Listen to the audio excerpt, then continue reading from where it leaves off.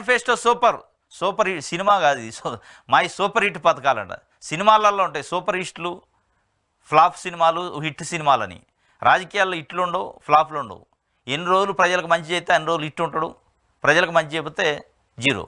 Flop అయిన 2019లో మీరు 14 నుంచి 19 వరకు చేసినప్పుడు మీరు ఈ సూపర్ హిట్లు పెట్టుకొని ఫ్లాప్ అయ్యారు. 19లో ఫ్లాప్ అయ్యి ఫ్లాప్ షో ఎంత 23 సీట్లతోని మిమ్మల్ని తీసిపోయి ఇంట్లో కూర్చోబెట్టారు. మళ్ళీ నువ్వేమంటున్నావు, మావి సూపర్ హిట్ పథకాలు, మా మేనిఫెస్టో సూపర్ అట. జగన్ మేనిఫెస్టోకి 0 మార్కులు, అది అటర్ ఫ్లాప్. టీడీపీ హయాంలో 8 కోట్లతో మంత్రాలయ అభివృద్ధి, ప్రస్తుతం తాగునీరు లేక ఇబ్బంది. జగన్ మేనిఫెస్టోకి 0 మార్కులు అంటాడు చంద్రబాబు నాయుడు గారు, అది అటర్ ఫ్లాప్ అంటాడు.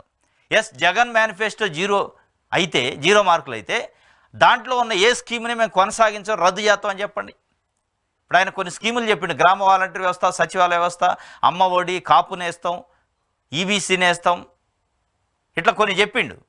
వాటన్నిటిని మేము రద్దు చేస్తాం, ఆ ఏ స్కీము ఉంచదు అని చెప్పే ధైర్యం ఉందా అని జగన్మోహన్ రెడ్డి గారు డైరెక్ట్ సవాల్ ఇచ్చిరిండు.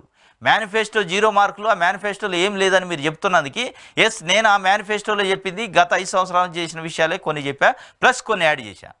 ఆ 5 సంవత్సరాల నుంచి చేసిన నేను స్కీములు ఏదైతే వాలంటీర్ వ్యవస్థ కానీ, సచివాలయం కానీ, ఇంకా మిగతా కాపు నేస్తాం కానీ, ఈబీసీ నేస్తాం కానీ, అమ్మఒడి కానీ, ఈ ఆటో రిక్షా వాళ్ళకి ఇచ్చేది కానీ, వీటన్నిటిని నేను రద్దు చేస్తా, వాటిని ఉంచాను అని చెప్పే ధైర్యం కానీ దమ్ము కాలేదు. మళ్ళీ 0 మార్కులు అంటే ఎట్లా 0 మార్కులు?